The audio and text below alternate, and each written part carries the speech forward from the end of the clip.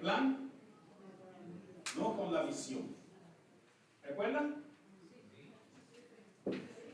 Es la respuesta correcta, sí, recordamos todo lo que usted dice. Cásate con el plan, con la misión, no con la visión.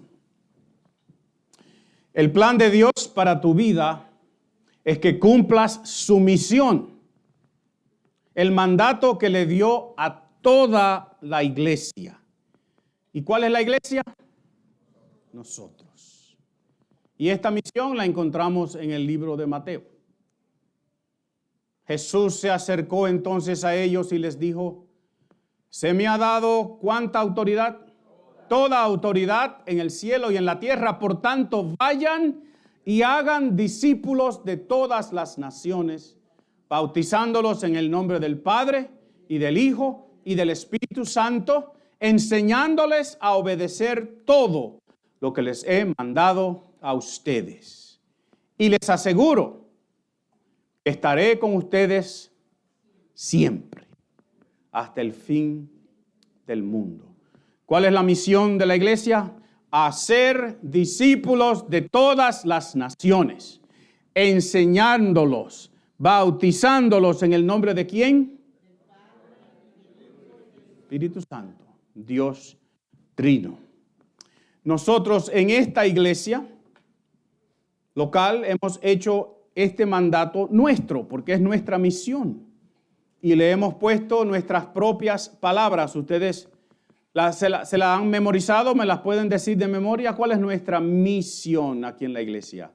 Empieza con existimos.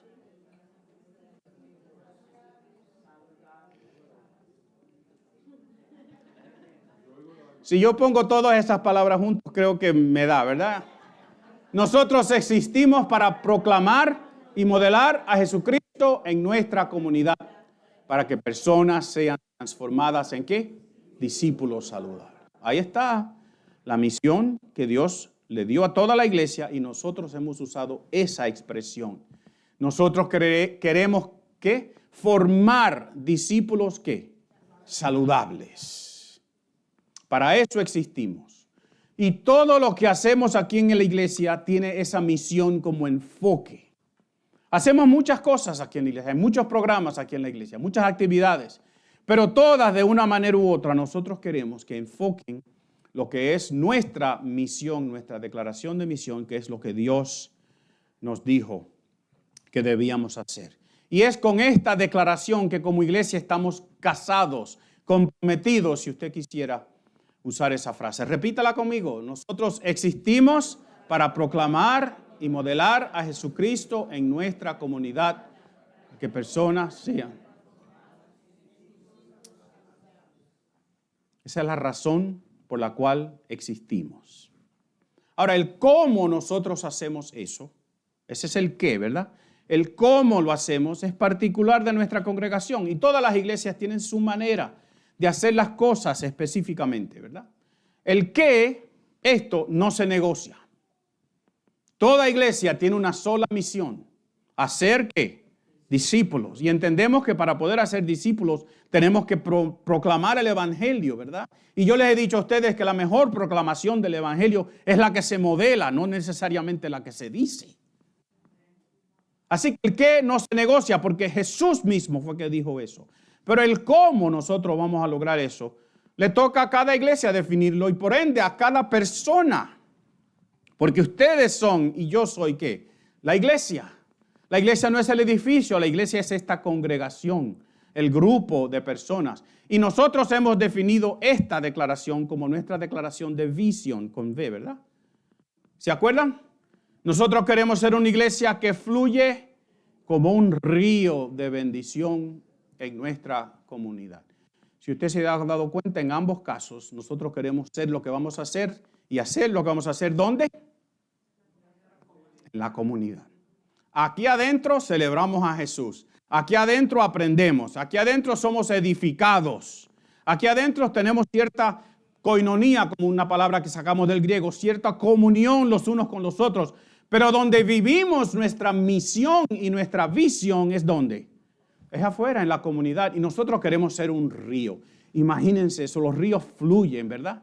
Donde hay río, hay agua, hay vida, ¿verdad que sí? Esa es nuestra visión. Nosotros queremos hacer las cosas que hacemos de esta manera. Así que repítela conmigo. Queremos ser una iglesia. Amén. Y hoy nosotros vamos a ver un relato en la Biblia que pone esto en enfoque.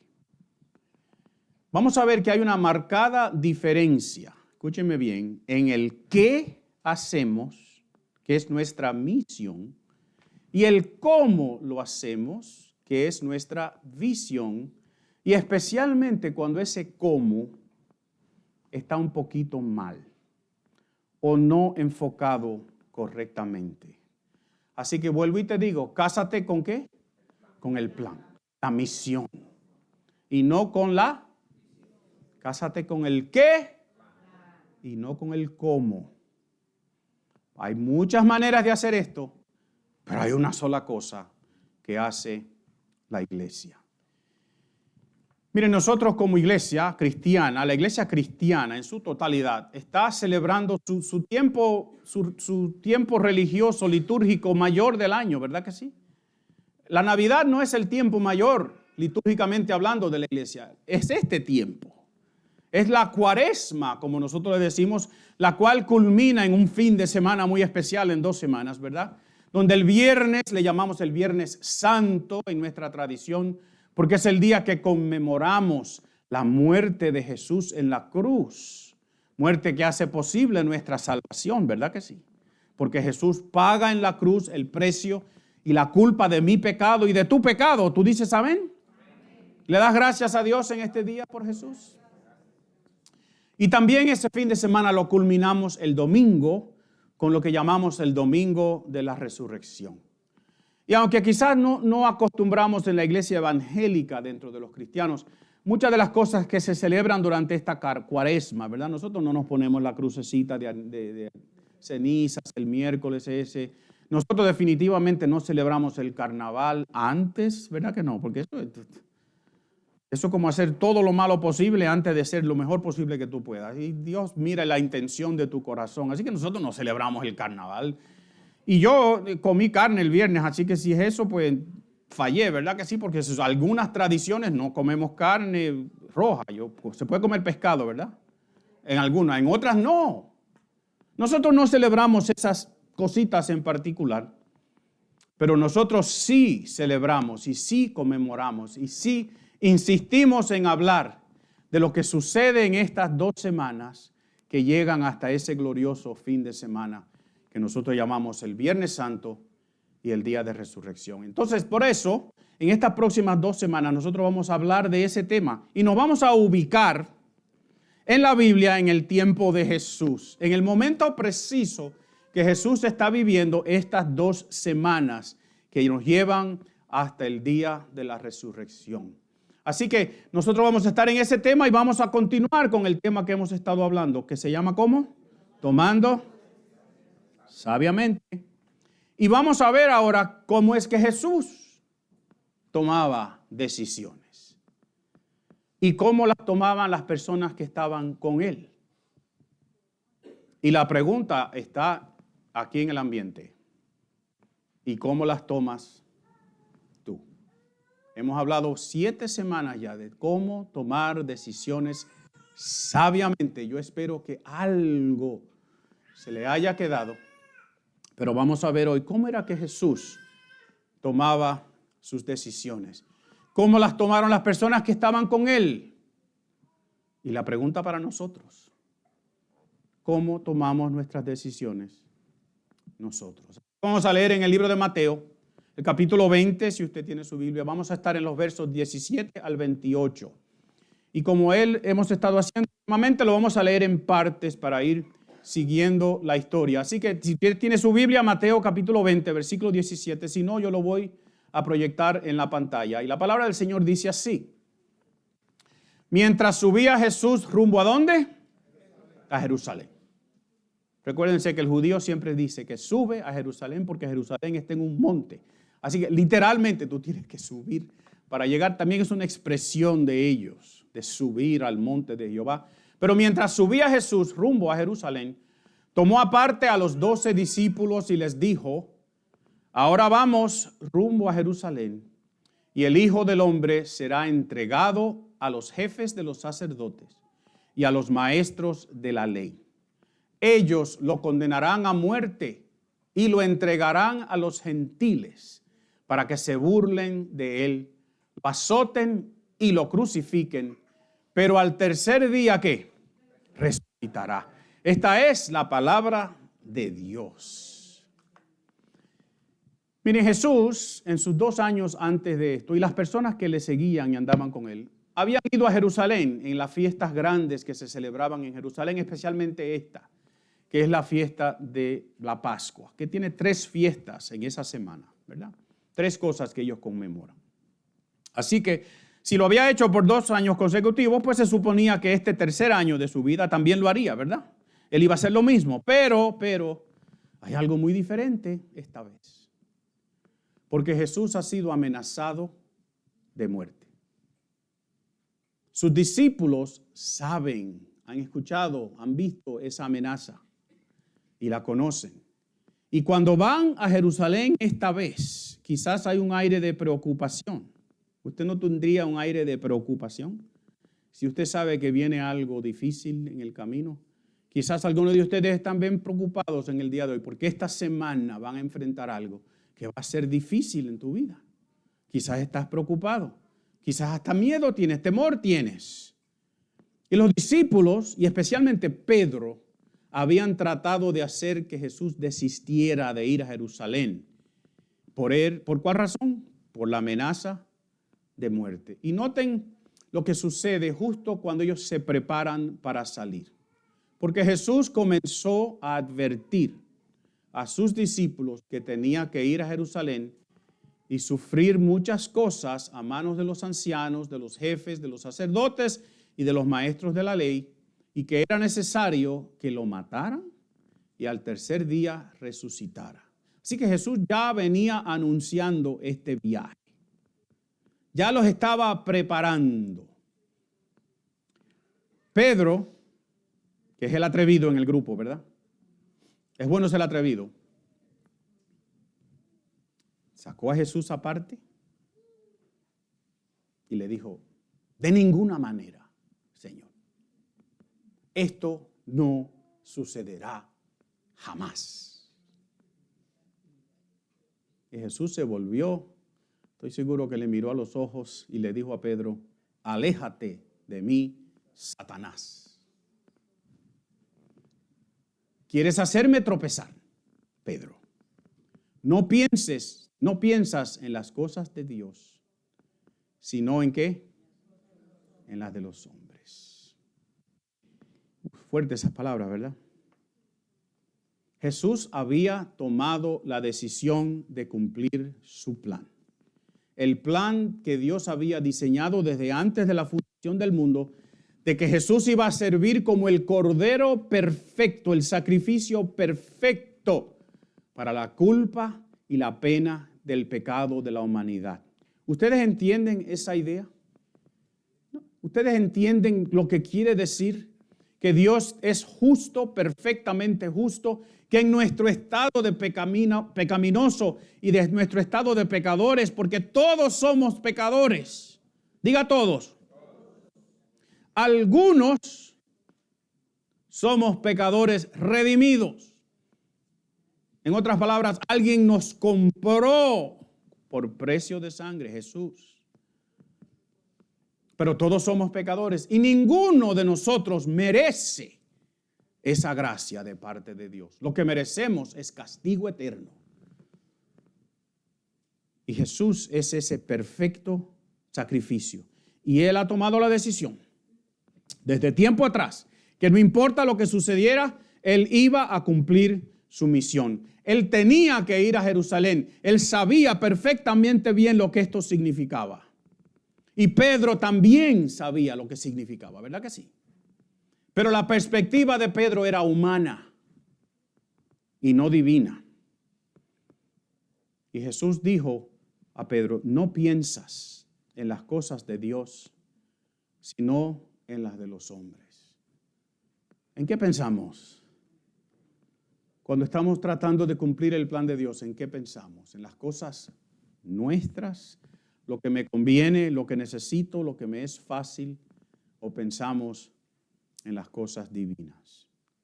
Y entonces yo creo que usted se puede imaginar conmigo, ¿verdad? Cómo se sentía ese grupo de hombres y las personas que iban con ellos, porque había muchísima gente, mujeres incluyendo, que iban con ellos. Y el evangelista Marcos en esta historia nos dice que los discípulos estaban asombrados. Es interesante, no tenemos mucho, ¿tenemos tiempo, sí o no? Pues ya yo. Porque a mí me llama la atención que tú te asombres cuando Jesús te ha dicho muchísimas veces, a esto yo vine. Pero Marcos dice, el evangelista Marcos, que estaba asombrados y que los acompañaban a Jesús tenían miedo. Quizás estaban especulando, pensando, ¿qué va a suceder conmigo? Si a Jesús lo matan, ¿me van a acusar a mí también? Y recuerden la escena que va a suceder en 2 semanas, ¿verdad? Ese viernes. Cuando a Jesús lo arrestan, ¿qué hacen todos sus discípulos? Huyeron por miedo. Quizás algunos estaban pensando, ¿ha valido la pena todo esto que hemos hecho por 2 años? Pero Jesús no estaba confundido, ¿verdad que no? Jesús no estaba atemorizado. Para Jesús no había especulación de que lo que sucediera durante esta visita a Jerusalén y en su futuro. Jesús sabía exactamente bien y perfectamente bien lo que valía el servicio que él iba a rendir. Porque él había tomado una decisión sabia, correcta, de servir tal como el Padre le había indicado. Yo te digo en el día de hoy que nosotros tenemos que ser sabios en nuestras decisiones, en cumplir el plan que Dios nos ha dado, en vivir una vida que refleje el apellido que tenemos. Nosotros somos cristianos, porque se supone que somos familia ¿de quién? De Cristo. Nosotros tenemos que tomar esa decisión sabia primero. Entonces, lo primero que yo quiero compartir contigo en este día es que el servir al Señor demanda, di demanda conmigo, demanda un compromiso con el plan de Dios. Jesús no estaba pensando, ¿y cómo yo cambio esto? En un momento dado, cuando ora ese viernes, era un miércoles lo más probable, pero cuando ora esa noche y le dice al Señor, si es posible, pase de mí esta copa. Y yo siempre he pensado que de lo que Jesús está hablando no es del sufrimiento físico que él va a sufrir, sino de eso otro que nosotros no entendemos. ¿Qué quiere decir que el pecado mío iba a estar sobre Jesús ese día o al otro día? ¿Ustedes se han puesto a pensar eso? La agonía espiritual por la cual está pasando Jesús. Pero él sabía que eso era lo que él tenía que hacer. Él estaba comprometido con el plan de Dios. Él sabía por qué iba a Jerusalén. Y no era solamente para cumplir la fiesta y cumplir la Pascua. El libro de Lucas, describiendo esta escena también, Lucas 9:51 dice, como se acercaba el tiempo que fuera llevado al cielo, Jesús se hizo el firme propósito de ir a Jerusalén. Since he knew that the time had come, that he was to go, he made up a firm decision in his mind with purpose that he would go to Jerusalem. Piénsalo en este momento. Era necesario que él estuviese allí, que fuese entregado, que sufriera y que diera su vida en rescate por muchos. Y esos muchos nos incluye a ¿quiénes? A nosotros en este día. Y que al tercer día él resucitara. Miren, yo te digo en este día que tú y yo tenemos que tener bien claro que el servir al Señor no es una idea nuestra. No son los programas de la iglesia. Servir al Señor es cumplir el plan que Él te ha dado a ti, que se lo da a través de la congregación, a través de la iglesia. Nosotros no decidimos cuál es ese plan. El plan de Dios, el qué hacemos, es Dios quien lo definió. ¿Nos vamos a hacer un firme propósito como Jesús de cumplir en nuestras vidas el plan de Dios? Yo no espero amenes ahora, yo espero que usted piense conmigo. ¿Estamos dispuestos a pagar el precio que sea para cumplir con el plan de Dios en nuestras vidas? Y el plan, ya lo hemos dicho, es que seamos ¿qué? Testigos.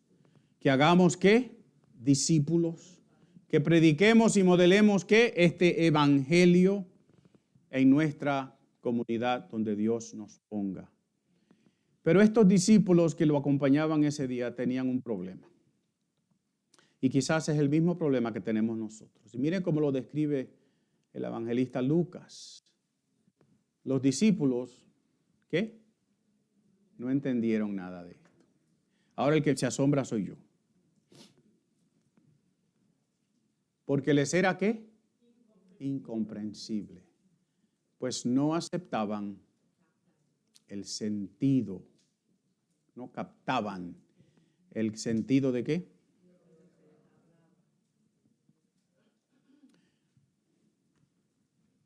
¿Usted no se asombra?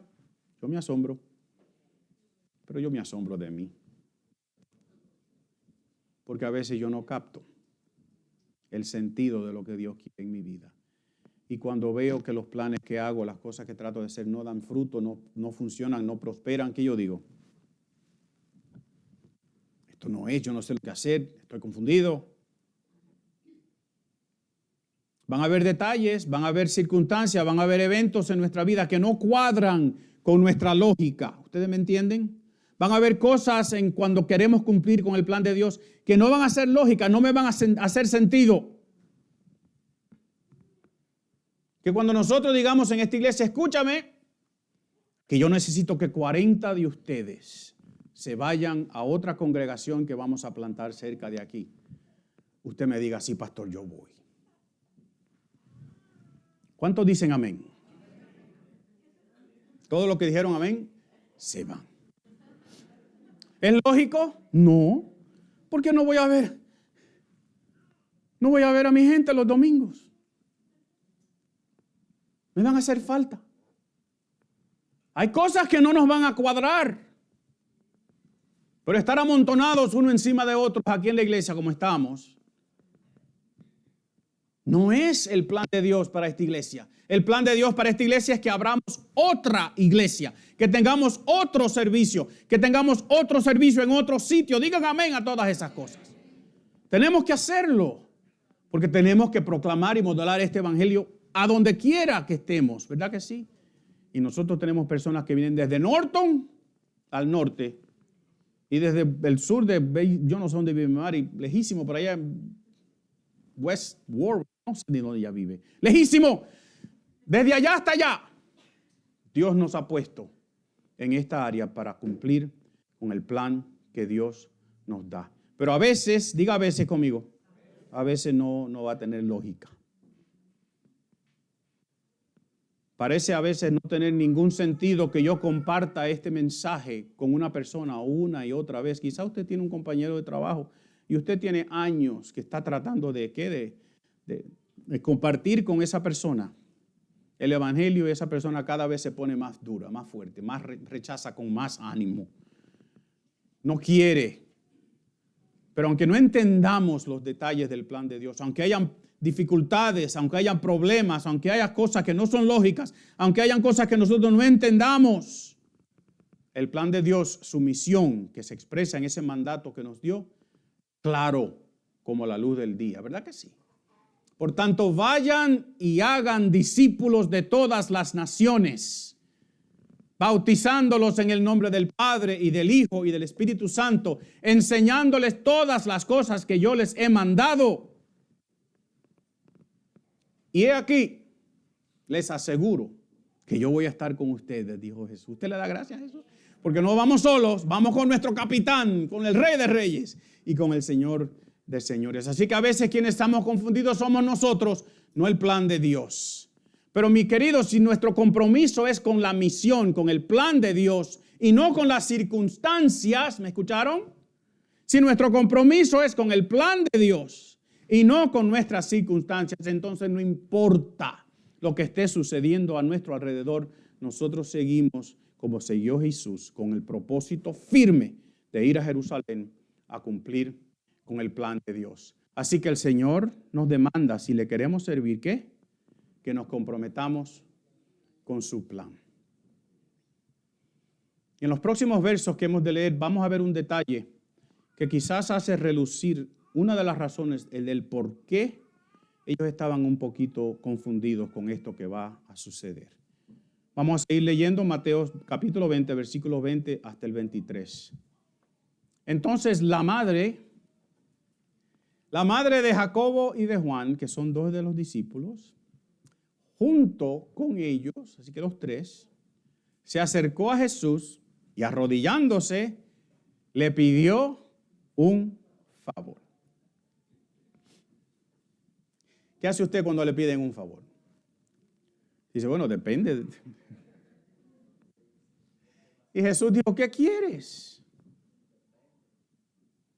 Y ella dice, ordena, Jesús, que en tu reino uno de estos dos hijos míos se siente a tu derecha y el otro se siente a tu izquierda. Una buena madre, ¿verdad? Una mamá luchando por sus hijos. Y Jesús le dijo, ustedes no saben lo que están pidiendo. ¿Pueden acaso beber el trago amargo de la copa que yo voy a beber? Para nosotros esa expresión no tiene mucho sentido, pero para un judío que está acostumbrado a esa expresión de la copa y beber una copa amarga, ellos saben exactamente lo que eso quiere decir. Y lo que me llama la atención y me asombra otra vez es que ellos dicen que sí podemos. Y Jesús le dijo, ustedes ciertamente la van a beber, pero el sentarse a mi derecha o a mi izquierda no me corresponde concederlo. Eso ya lo ha decidido ¿quién? Mi Padre. Y miren, antes de que juzguemos con mala vista, vamos a juzgar primero con mala vista esta mamá, ¿verdad que sí? ¡Qué atrevimiento! Ya la juzgamos, ¿verdad que sí? Ahora vamos a pensar un momentito, ¿de dónde saca ella esta idea? ¿Era una madre preocupada por sus hijos nada más? Pues no, miren, en los capítulos anteriores Jesús le ha dicho a los discípulos que ellos van a reinar con Él en 12 tronos. Así que si ya me dijeron eso, pues yo lo estoy maquinando, ¿verdad?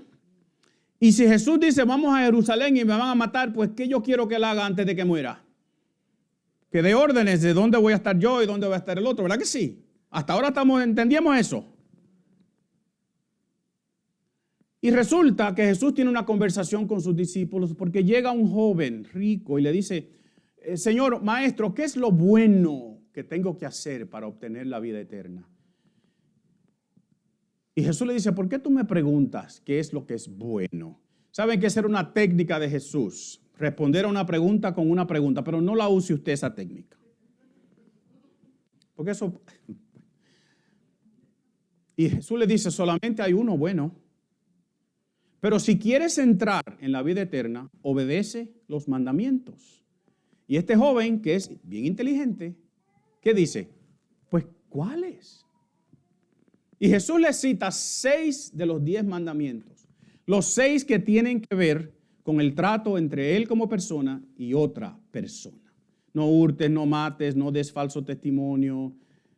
Bueno, se me olvidaron, pero ustedes saben los 6 que están ahí, que son los que tienen que ver el uno con el otro. Y el joven dice, bueno, yo no he matado, yo no he levantado falso testimonio contra alguien, yo no he hurtado, yo no he cometido adulterio, y los otros dicen, entonces yo eso lo he hecho ya, ¿qué me falta? Nunca le preguntes a Jesús qué te falta, porque te aseguro que te va a decir exactamente lo que te falta.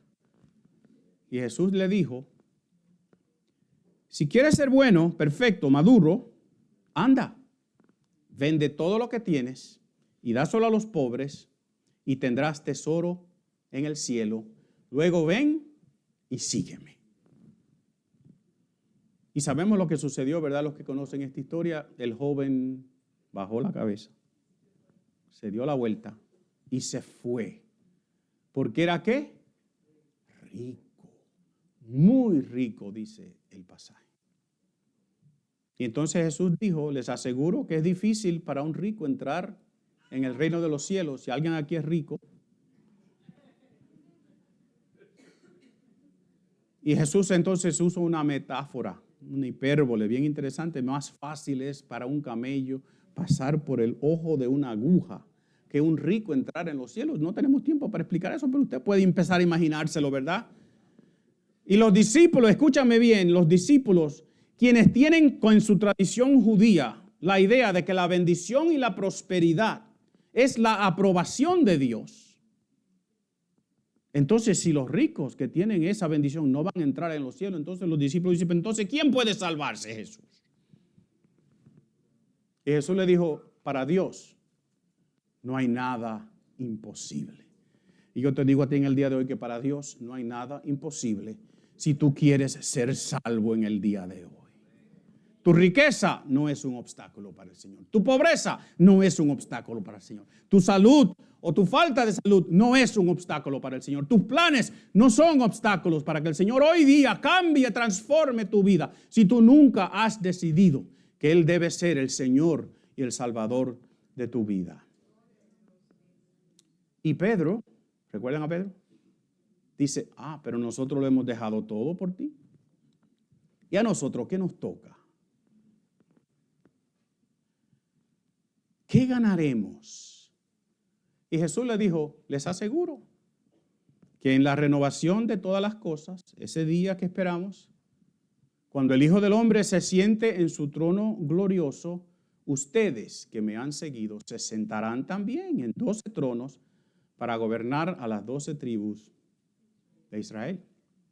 Así que la mamá de Juan y de Jacobo no estaba tan fuera de sitio, ¿verdad que no?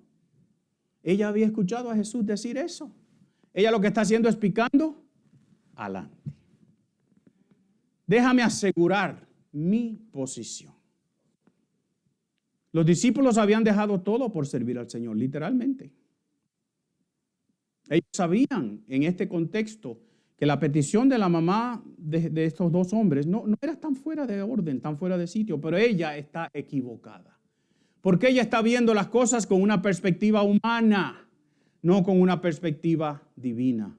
Así que vamos a ver lo que Jesús le dijo a la mamá otra vez. ¿Qué fue lo que Jesús le dijo? Ustedes no saben lo que están pidiendo. ¿Pueden acaso beber el trago amargo de la copa que yo voy a beber? ¿Recuerdan las palabras? Ellos dijeron ¿qué? Sí.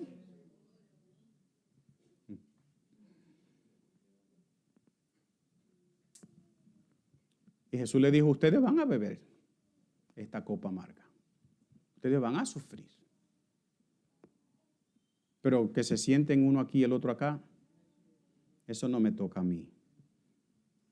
Ellos iban a pasar por ese sufrimiento. Miren, esta mujer está citando una promesa de Dios, ¿verdad que sí? Pero la están viendo desde una perspectiva humana, no divina. Si Jesús nos va a poner a todos a reinar, pues entonces déjame buscar a mí los puestos más importantes desde ahora, ¿verdad que sí? Voy a picar, adelante. Pero para servir al Señor se requiere que tener una perspectiva, ¿qué? Divina del plan de Dios, no una perspectiva humana. Y cuando escribía esto estaba pensando en un reconocido pastor del Evangelio de la Prosperidad, que yo les he dicho a ustedes que ni es evangelio, ni es próspero.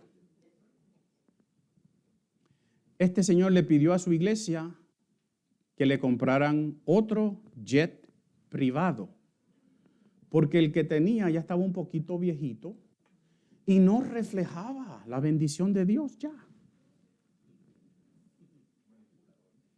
Imagínense que yo les pido a ustedes una jeepeta, un Jeep Wagoneer de los grandotes que me gusta a mí. Parece un bote. Porque yo no le voy a pedir un jet, ¿verdad que no? Y la pregunta es, ¿necesito yo una jeepeta? y un Jeep Wagoneer de los grandotes para hacer mi trabajo como pastor. Es más, necesito otro carro más y ya tengo 2, aunque están medio viejitos y uno de ellos me dio un tremendo golpe financiero este fin de semana, pero yo no necesito más carros. El servir al Señor exige que tengamos una perspectiva divina de las cosas, ¿me entienden? De ver las cosas como Dios las ve. Porque si tratamos de hacerlo a nuestra manera humana, buscando nuestro beneficio, no vamos a tener éxito. El servir al Señor no se trata de posiciones o de prestigio. Se trata de tener la perspectiva correcta, la divina, y de entender lo que esto significa para nosotros. Es servir, diga servir conmigo. Servir al Señor. Y en una escena para mí bien interesante, muévanse conmigo 2 semanas hacia adelante. Estos discípulos vieron a Jesús colgado en una cruz con alguien a su derecha y alguien a su izquierda, y yo estoy seguro que les pasó por la mente esa escena de ellos de estar sentados a la derecha y a la izquierda del trono cuando tenían a su Rey de Reyes y Señor de Señores colgado en una cruz. Y yo te digo a ti, mira a Jesús colgado en la cruz cuando tú pienses en el servicio. No en qué posiciones tú vas a tener, no en qué títulos tú vas a tener, no en cuántos grados de universidad o seminario tú vas a tener. Míralo en una cruz con un ladrón a un lado y un ladrón al otro. Toma la decisión sabia hoy de servir al Señor. Di sirve. Sirve al Señor. Jesús dijo, habrá recompensa en el cielo. Pero miren, yo te animo a servir al Señor ahora porque hay recompensa aquí en la tierra también. No hay nada mejor que servir al Señor. No hay gozo mayor que estar en las cosas que Dios quiere que uno esté. ¿Sabes algo? Tú sirves aquí cuando ayudas a estacionar los carros en el estacionamiento. Y aprovecho para decir, por favor, no maltraten a nuestros sugieres que están tratando de hacer el mejor trabajo posible. Tú sirves cuando estacionas nuestros carros.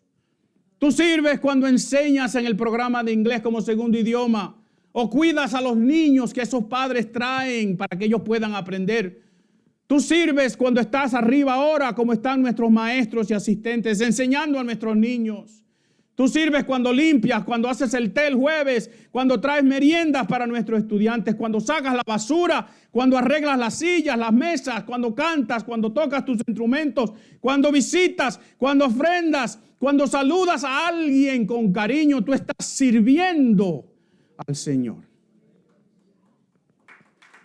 Aleluya. Tú sirves. Sirve, mi querido hermano en Cristo. Y si piensas que no estás haciendo nada, pues empieza ¿cuándo? Ahora. Y yo te di una lista.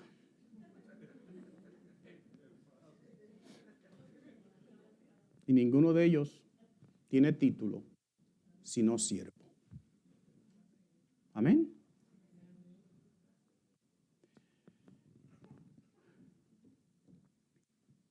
¿Hay venezolanos aquí en nuestra congregación ahora? ¿Alguno?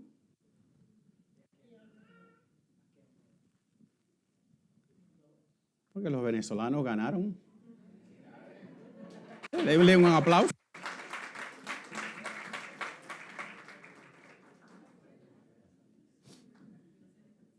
Felicitamos a nuestros compañeros venezolanos, ¿verdad? Pero tengo que admitir que yo tengo celos. Y todos los dominicanos que estamos aquí tienen celos.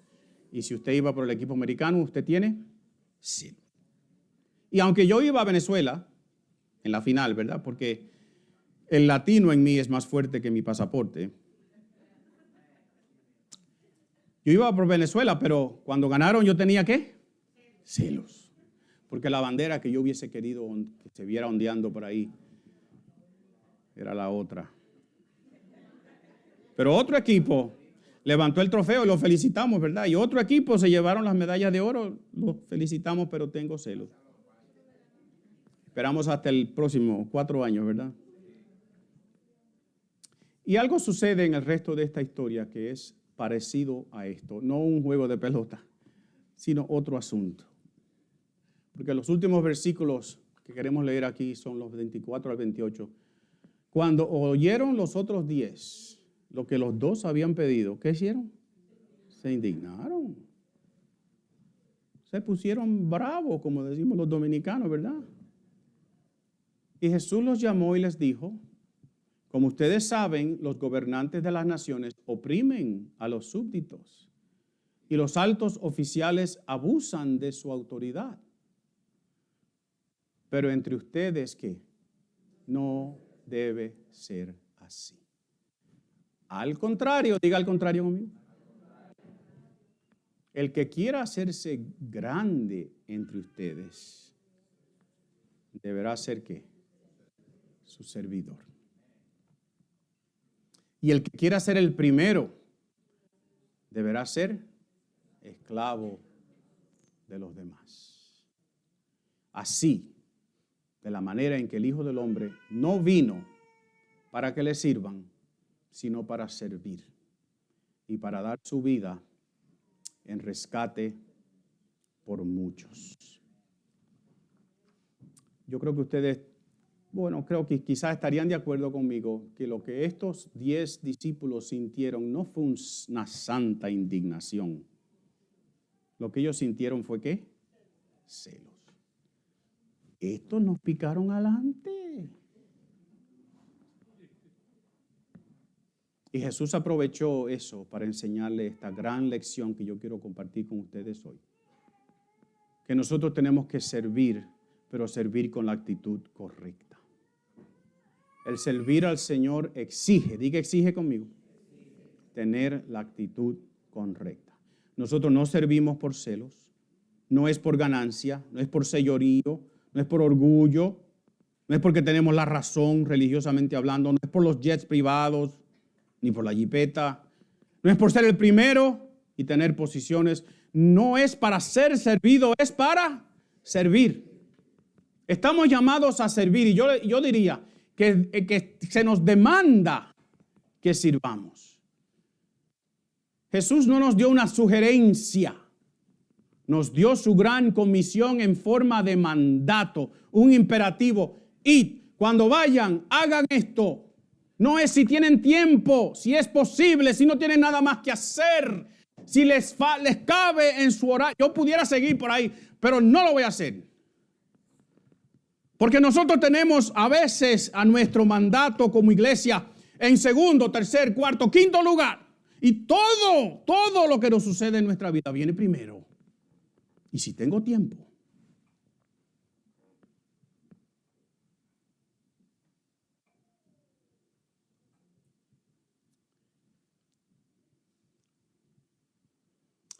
Servir al Señor requiere una actitud correcta. Así que vamos a servir, pero con la actitud correcta. Porque mis queridos, si Jesús, diga Jesús conmigo, si Jesús, que es la segunda persona de la Trinidad, Jesús, aquel que dice la palabra de Dios, puso la creación en su lugar y la sostiene. Si ese Jesús que nombró las estrellas una por una, millones y millones de ellas, si ese Jesús de quien el poeta se inspiró y dijo, dueño era él de las Pléyades, mil suyos los montes y valles, sin fin, ricos tesoros, él puede contar, mas pobre vivió mi ser por salvar. Si Jesús, el Rey de Reyes, sirvió así, dando su vida en rescate por muchos, tú y yo, di tú y yo conmigo, tú y yo podemos hacerlo también, ¿verdad que sí? Tú y yo tenemos que hacerlo así. Sirve, mi querido hermano, sirve al Señor, pero con la actitud correcta. Y recuerda que esto va a demandar un compromiso con el plan de Dios, no el plan tuyo. El plan tuyo viene segundo. Dígame. Mi horario viene segundo. Dígame. requiere tener una perspectiva divina del plan de Dios. Este plan no me lo inventé yo. No es que cuando el pastor te dice, mire, yo quiero que tú hagas esto, tú dices, sí, pastor, pero yo lo hago a mi manera. ¿Sabes qué? Guárdate eso. Porque no es a tu manera, es como Dios dijo. Amén. El plan de Dios exige tener la actitud que correcta. Miren, Jesús no nos está llamando a servir, y termino, ¿verdad? Él no nos está pidiendo que muramos, ¿verdad que no? Ninguno de nosotros va a tener que morir por la humanidad, por los pecados de otros, ¿verdad? Pues, es más, no podemos. Ni siquiera nos está llamando Jesús a vivir la vida en la manera que Él lo hizo. Jesús nos está llamando, yo diría ordenando, a cumplir el plan de Dios, la misión de la iglesia y por ende el plan de Dios para cada persona, la misión que todos tenemos, al hacer discípulos compartiendo este mensaje de salvación que nosotros predicamos. Jesús nos está llamando a usar nuestros dones, nuestras habilidades, nuestro tiempo. Diga tiempo conmigo. Lo que Jesús más quiere de ti es tu tiempo. Dígame. Yo los amo mucho, pero de vez en cuando hay que decirlo, porque tenemos tiempo para todo a veces.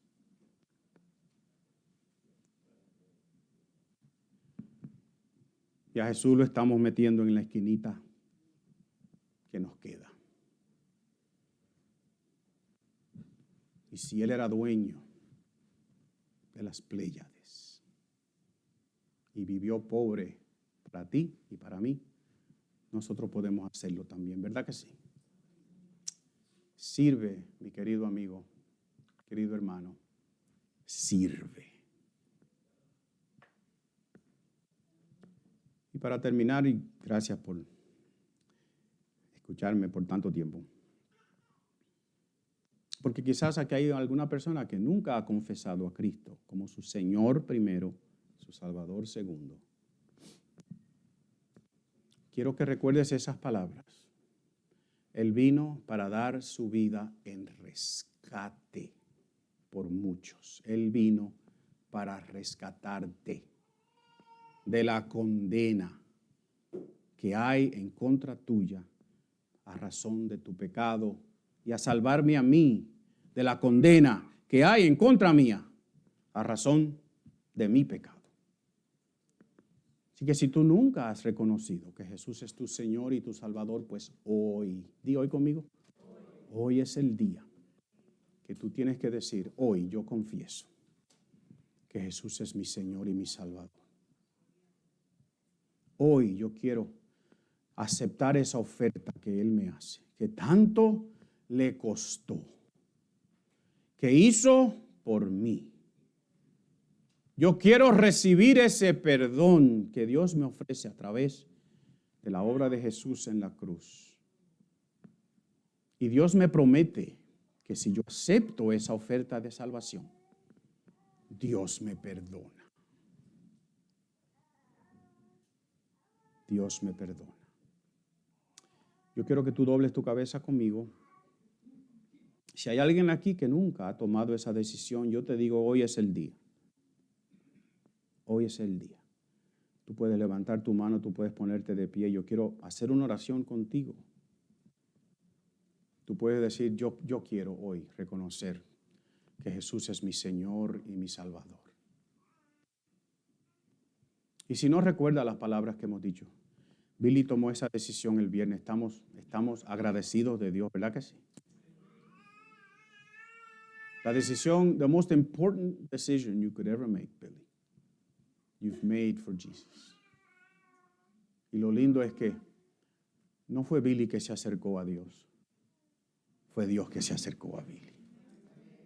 Porque Dios quiere tu salvación. Señor, gracias. Gracias por servir con propósito, con intencionalidad, pero con humildad. Tú que eres el Rey de Reyes y el Señor de Señores, te bajaste a lo más bajito posible. Y te colgaron en una cruz, inocente como eras. Y pusieron a tu mano derecha y a tu mano izquierda 2 malhechores. 2 hombres que merecían su condena de muerte. Y tú, perfecto y santo, moriste en medio de ellos. Pero Señor, tú mismo dijiste, nadie me quita la vida, yo la entrego. Y lo hiciste por mí. Y yo te doy gracias en este día. Y lo has hecho por todos los que estamos aquí. Y si alguno de nosotros todavía no ha aceptado esa oferta, Señor, hoy, cambia esa eternidad. Te lo pedimos en el nombre de Jesús. Amén y amén. Ponte de pie conmigo.